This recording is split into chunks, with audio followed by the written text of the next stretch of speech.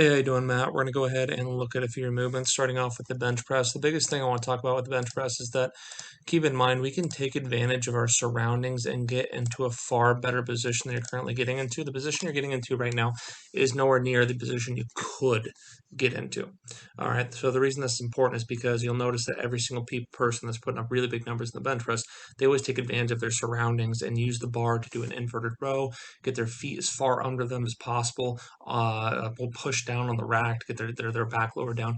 Little things like that that increase their arch, that increases their leg drive and things of that nature. The two big things I need you to focus on is just getting in a better position overall. That's going to be a big thing.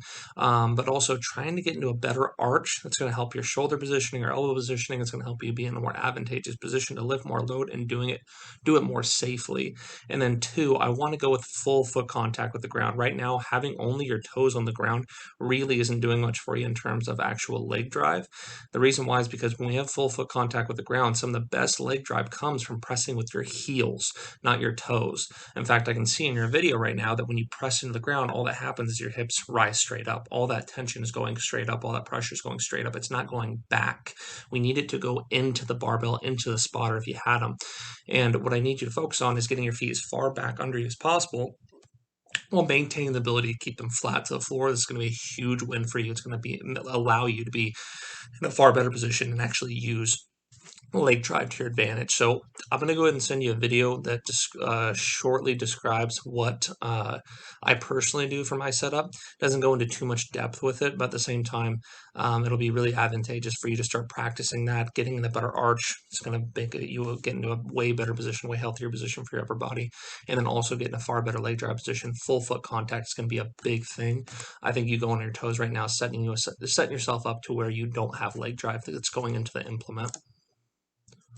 You'll notice your position here, just not a whole lot of arch, not a whole lot of leg drive, not a great leg drive position. And then as we're setting up here, really watch this here. We're going here, just kind of lay flat and then go to your toes.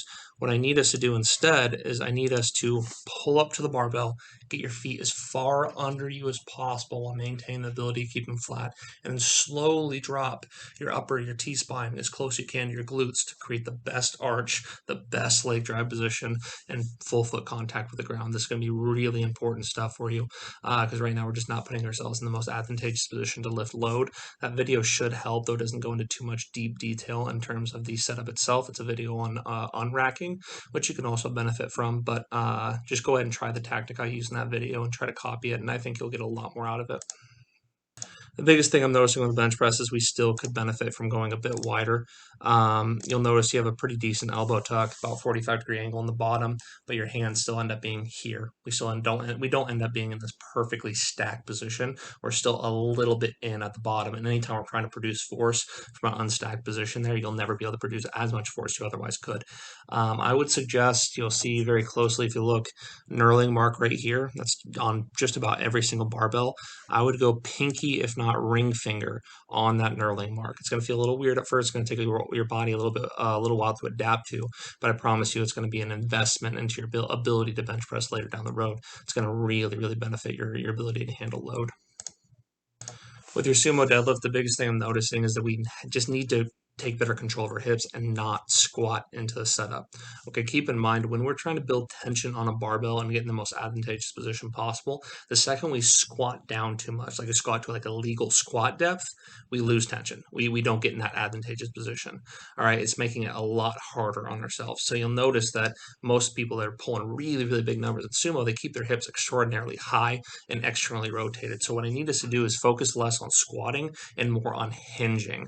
I really want to avoid dropping those hips too much. We should be pressing our feet in the ground and wedging our hips in rather than down. So look at this video first real quick.